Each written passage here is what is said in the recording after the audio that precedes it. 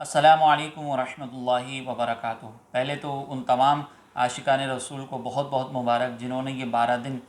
نبی مکرم صلی اللہ علیہ وسلم کی ولادت کی خوشی میں گزارے۔ آپ صلی اللہ علیہ وسلم کی بارگاہ میں درود و سلام کے نذرانے پیش کیے، سرکار علیہ الصلوۃ والسلام کی سنتوں پر عمل کرنے کی کوشش کی، تعلیمات مصطفیٰ کو عام کرنے کی کوشش کی، اور اس میلاد کو اس انداز سے منانے کی کوشش کی کہ آئندہ پوری زندگی شریعت کے دائرے میں رہ کر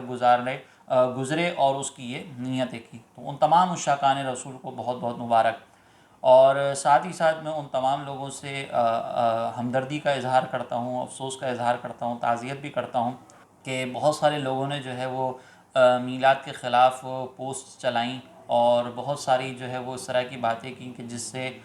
لوگوں کے ذہنوں میں وسوسے پیدا ہوں۔ اور آپ کی اتنی کوششوں کے باوجود آپ نے آج مختلف خبروں میں بھی دیکھا ہوگا کہ عشاقان رسول نے کس عقیدت اور محبت کے ساتھ نبی کریم علیہ الصلوۃ والسلام کی ولادت کی خوشی میں جلوس بھی نکالے، کل رات اجتماعات بھی کیے، اور علماء کرام نے جو عشاقان رسول نے ان کے ساتھ شرکت فرمائی جلوسوں میں، ریلیوں میں اور اجتماعات میں، ان کو ترغیب بھی دی کہ آئندہ کی زندگی میں ہمیں سرکار علیہ الصلوۃ والسلام کی اطاعت و فرمانبرداری کرنی ہے، عشق رسول میں ہمیں اپنا اضافہ کرنا ہے، اور نبی کریم علیہ الصلوۃ والسلام کی تعلیمات کو عام کرنے کی کوشش کی ہے۔ تو یہ ساری چیزیں آپ نے دیکھی ہوں گی۔ تو ان ساری چیزوں کو دیکھنے کے بعد آپ کو مزید افسوس ہوا ہوگا کہ آپ نے بڑی محنت سے پوسٹ تیار کی تھیں، بڑی محنت سے آپ نے ویڈیوز بنائی تھیں۔ تو یہ تمام چیزوں پر میں آپ تمام لوگوں سے بھی معذرت کا طالب ہوں، اور میں پھر ہاتھ جوڑ کر معذرت کرتا ہوں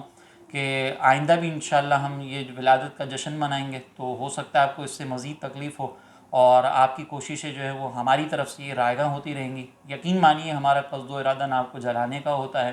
نہ آپ کو تکلیف پہنچانے کا ہوتا ہے، اور اس سلسلے میں ہم بہت مجبور ہیں کہ ہم آپ کی اس تکلیف کا احساس کرتے ہوئے اپنے آپ کو روک نہیں سکتے، کیونکہ یہ ہمارے آقا علیہ الصلوۃ والسلام کی ولادت کی خوشی ہے۔ یقین جانیے کہ مجھے آپ کی تکلیف کا اس شدت سے احساس تھا کہ ابھی ہم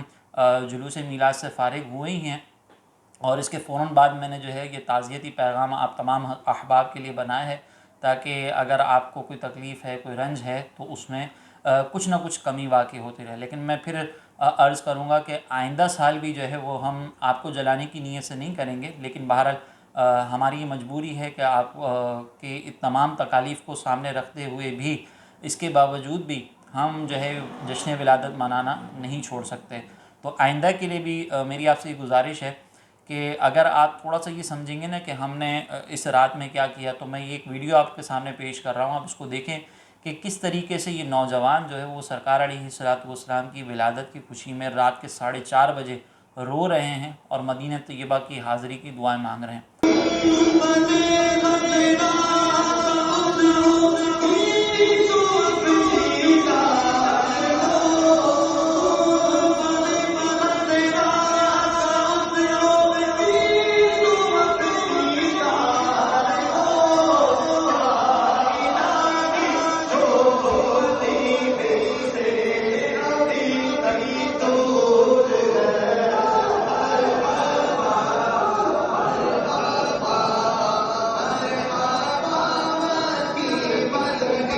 اگر آپ کے وسوسے میں آ کر یہ احباب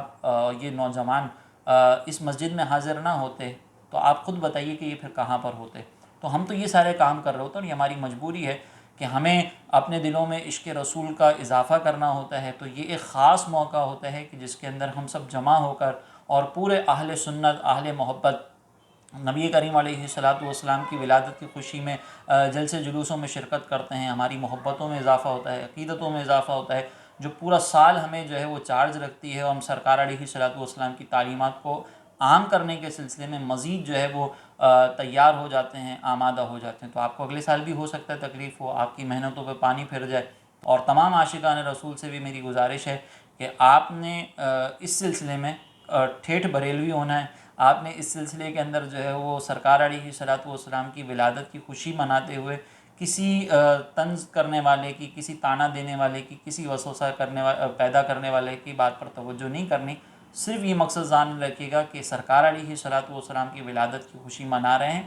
اور اس میں ہمارا کسی کو جلانے کا مقصد نہ ہو، سرکار علیہ السلام کی تعلیمات کو عام کرنا ہمارا مقصد ہو، اور نبی مکرم صلی اللہ علیہ وسلم کے پیغام کو عام کرنا ہمارا بنیادی مقصد ہو، ہم خود بھی بعمل بنیں اور دوسروں کو بھی بعمل بنانے کی کوشش کریں۔ اللہ تبارک و تعالی ہمیں اسی طرح نبی کریم علیہ السلام کی آمد کی خوشیاں منانے کی توفیق عطا فرمائے، اور جس کو یہ تمام خوشیاں دیکھ کر رنج ہوتا ہے، تکلیف ہوتی ہے، اللہ تبارک و تعالی اس کے لیے راحت کا سامان فرمائے۔